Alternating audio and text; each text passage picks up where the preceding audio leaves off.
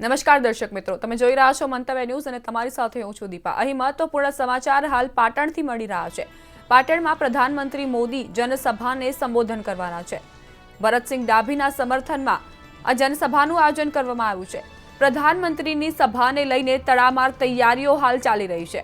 સભા સ્થળે ભાજપના સમર્થકો અને કાર્યકર્તાઓ પણ પહોંચી રહ્યા છે। જો વાત કરીએ, વિશાળ શમિયાણા પણ તૈયાર કરવામાં આવ્યું છે।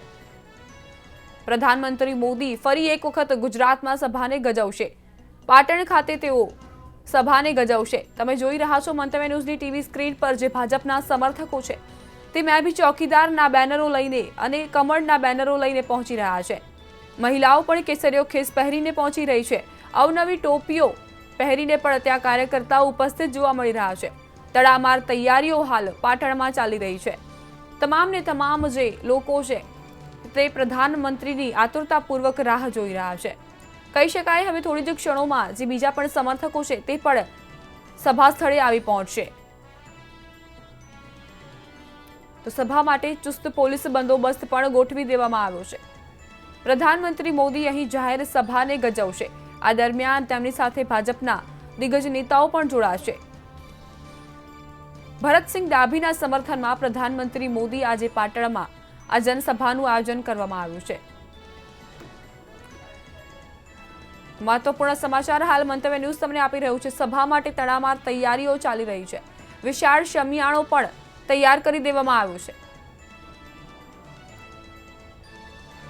તમામને તમામ પ્રધાનમંત્રીની આતુરતાપૂર્વક રાહ જોઈ રહ્યા છે। મેં ભી ચોકીદારના બેનરો સાથે લોકો ત્યાં પહોંચી રહ્યા છે। તો આજે અંતિમ દિવસ છે પ્રચારનું અને કપરા ચઢાણ કહી શકાય પાટણમાં ભાજપ માટે। ત્યારે હવે પ્રધાનમંત્રી મોદી ત્યાં પહોંચી રહ્યા છે।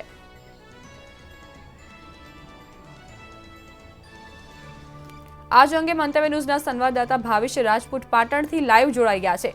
જી ભાવેશ, જણાવશો કેવો માહોલ જોવા મળી રહ્યો છે અને જે કાર્યકર્તાઓ છે કેટલી સંખ્યામાં ત્યાં ઉમટી પડશે?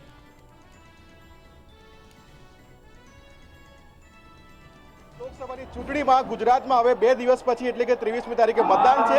ગુજરાતમાં વાત કરીએ તો પાટણમાં આજે વડાપ્રધાન નરેન્દ્ર મોદી પ્રચાર પ્રસાર કરવાના છે અને જાહેર સભા સંબોધવાના છે। થોડીમાં વડાપ્રધાન અહીંયા પાટણમાં સભામાં પહોંચશે। આપણી સાથે કેટલાક ભાજપના કાર્યકરો જોડાયા છે, મહિલા કાર્યકર। આ આપને પૂછવા માંગીશ, વડાપ્રધાન આજે પાટણ આવી રહ્યા છે, કેટલા સમયથી તમે તૈયારી કરતા હતા અને કેવો ઉત્સાહ છે?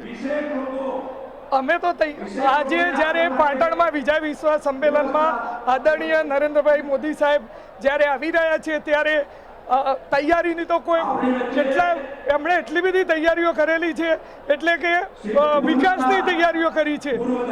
ગરીબ માણસ જે છેવાડાના માણસ સુધી બી એમણે એટલા બધા લાભો અપાયા છે અને એટલા વિકાસના કામો કર્યા છે જે આપ શ્રી જોઈ શકો છો। માનવ મહેરામણ ભાઈઓ અને બહેનો કીડિયારીની જેમ ઉભરાઈ છે। નાના બાળકો આજે જ્યારે કોઈ એમના દાદાને પિતાના પિતાશ્રી એટલે કે દાદાજીને ઓળખતા નથી, એમનું નામ જાણતા નથી, પણ નાના બાળકને બી પૂછવામાં આવે તો મોદીજીને મોદી મોદી તમે જ્યાં બી જુઓ ગલીઓ ઉંમરવાળા એટલી એમની લોકપ્રિયતા છે। એમણે એટલા બધા કામ કર્યા છે એટલે એમની તૈયારીઓ તો એમણે જે વિકાસ કર્યો છે એ જ તૈયારીઓ છે। અને આજે જ્યારે એમણે કેટલી બધી ખેડૂતો માટે પણ એટલી બધી યોજનાઓ લાવ્યા છે, જ્યારે કોંગ્રેસ વાળા તો ખોટી જુઠ્ઠી વાતો કરે છે, જ્યારે એમને તો આજે ખેડૂત ખાતેદારોના ખાતામાં 6,000 રૂપિયા આજ સુધીમાં કેટલા વર્ષોમાં 55 વર્ષ થઈ ગયા પણ આજ સુધી કોઈ સરકારે નથી કર્યું। જ્યારે આદરણીય નરેન્દ્રભાઈ મોદી સાહેબે દરેક ખેડૂત ખાતેદારોને એમના ખાતામાં 6,000 રૂપિયા જમા થાય, એના 2 હપ્તા તો 2,000 રૂપિયા તો દરેક ખેડૂત ખાતેદારોના ખાતામાં આવી ગયા છે। અને ખેડૂતોને પછી પેન્શન બી ચાલુ કરવાનું છે, જે લોકોની ઉંમર થાય 60 વર્ષ પછી એ લોકોને આજીવન પેન્શન મળી શકે। અને એમણે એટલી બધી વિકાસની યોજનાઓ કરી છે, જ્યારે ગરીબ માણસો માટે બી આયુષ્માન યોજના લાવ્યા છે।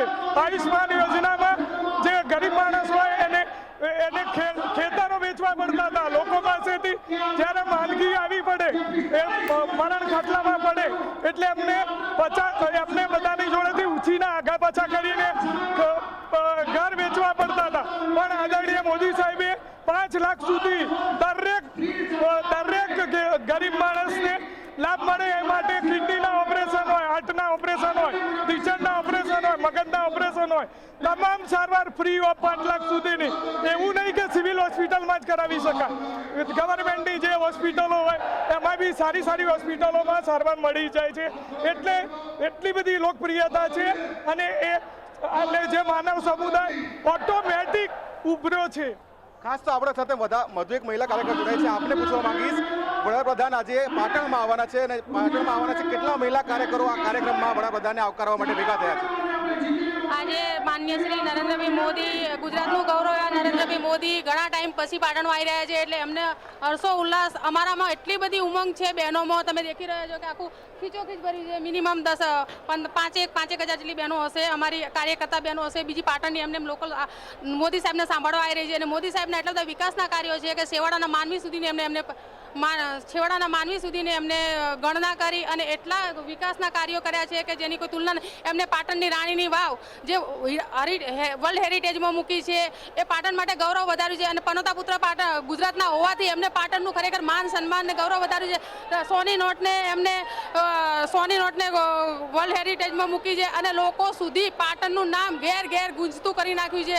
એવા નરેન્દ્રભાઈ મોદી માટે અમને ખરેખર ગૌરવ છે. દર વખત તો એમનો જુવાળ હોય છે અને અમે એવું કહીએ છીએ કે આ વખતે એમના નામની સુનામી છે. હા, અમે 26 સીટ જીતીને બતાવીશું. તો જે રીતે આપણે દ્રશ્યમાં જોઈ શકીએ છીએ કે ખૂબ જ મોટી સંખ્યામાં અહીંયા લોકો એકઠા થયા છે, ભાજપના કાર્યકરો એકઠા થયા છે અને વડાપ્રધાન નરેન્દ્ર મોદી થોડી જ ક્ષણોમાં આ પાટણમાં જાહેર સભાને સંબોધન કરવાના છે.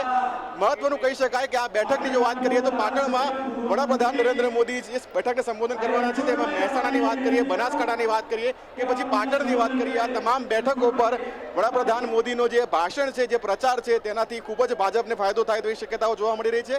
ખૂબ જ મહત્વની વાત તો એ છે કે આજે વડાપ્રધાન જ્યારે પાટણમાં થોડી જ ક્ષણોમાં પહોંચવાના છે, જેને કાર્યક્રમને લઈને ભાજપના તમામ કાર્યકરો હોય, મહિલા કાર્યકરો હોય, તમામ કાર્યકરો દ્વારા મોટી સંખ્યામાં અહીંયા એકઠા થયા છે અને વડાપ્રધાનના આગમનને લઈને તમામ તૈયારીઓને આખરી ઓપ આપી દેવાય છે. અને થોડી જ ક્ષણોમાં જે રીતે વાત કરીએ કે વડાપ્રધાન પહોંચશે, અત્યારે હાલની જો વાત કરીએ તો માનનીય નાયબ મુખ્યમંત્રી નીતિનભાઈ પટેલ પણ સભા સ્થળ ઉપર હાજર થઈ ગયા છે.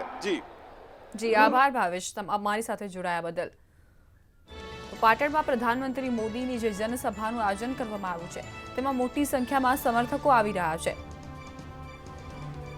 પ્રચારનો આજે અંતિમ દિવસ છે ત્યારે પ્રધાનમંત્રી પાટણમાં જનસભાને ગજવશે.